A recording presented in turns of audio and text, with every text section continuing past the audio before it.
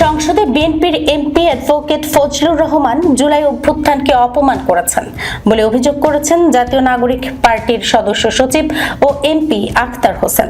মঙ্গলবার সংসদ ভবনে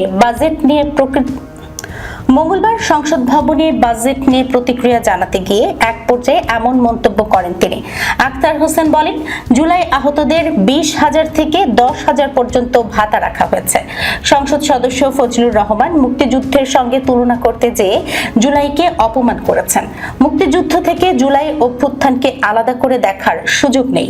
জুলাই জাদুঘর দ্রুততম সময়ে উদ্বোধনের দাবি জানিয়ে তিনি আরো বলেন, জুলাই ফাউন্ডেশনের কার্যক্রম সচল রাখতে হবে। জুলাই জাদুঘর দ্রুত খুলে দিতে হবে, না হলে অনেক স্মৃতিচিহ্ন নষ্ট হয়ে যেতে পারে। এ সময় বছর শেষে বাজেট ঘাটতি বৃদ্ধি পাবে উল্লেখ করে আক্তার আরো বলেন, সব মিলিয়ে বড় ধরনের ঘাটতি বাজেট পাস হয়েছে। আমরা 1 বছর এটি পর্যবেক্ষণ করতে চাই।